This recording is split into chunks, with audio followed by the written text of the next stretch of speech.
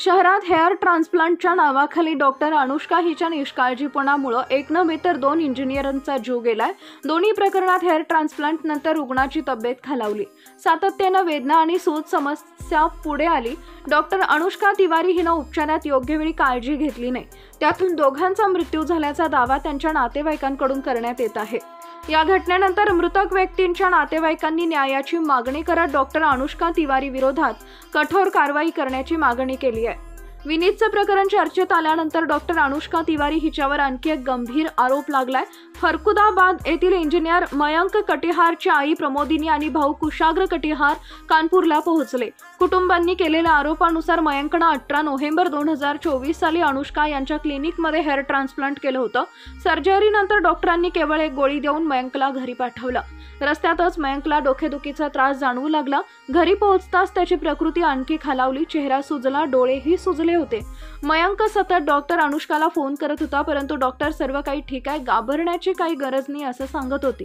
कुटुंबानेही डॉक्टरशी चर्चा केली, परंतु तिने ना कुठला सल्ला दिला ना त्याला कुठल्या हॉस्पिटलमध्ये घेऊन जाण्यास सांगितलं। मयंकची तब्येत बिघडली, त्याला कार्डिओलॉजिस्टला दाखवा असा सल्ला कुणीतरी कुटुंबाला दिला।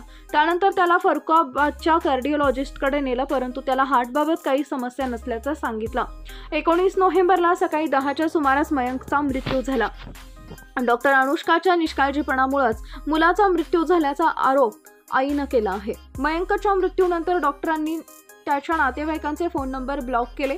उपचाराच्या नावाखाली डॉक्टरांनी मोठी रक्कम घेतली, परंतु योग्य उपचार दिले नाहीत असा आरोप करत कुटुंबाने SP अभिषेक पांडे यांची भेट घेतली। यापुढे कुणाचा मृत्यू होऊ नये यासाठी मृत मयंकच्या कुटुंबाने डॉक्टरांविरोधात तक्रार दिली आहे। 15 मार्च 2025 रोजी पनकी पॉवर हाऊस येथील इंजिनियर विनीत दुबे यानं डॉक्टर अनुष्का तिवारी हिच्या क्लिनिकवर हेअर ट्रान्सप्लांट केलं होतं।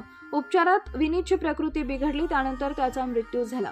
या प्रकरणी 56 दिवस कुटुंब अनुष्का तिवारी विरोधात गुन्हा दाखल करण्यासाठी फेऱ्या टाकत होते। अखेर मुख्यमंत्री पोर्टलवर तक्रार केल्यानंतर संबंधित प्रकरणी पोलिसांनी गुन्हा दाखल केलाय।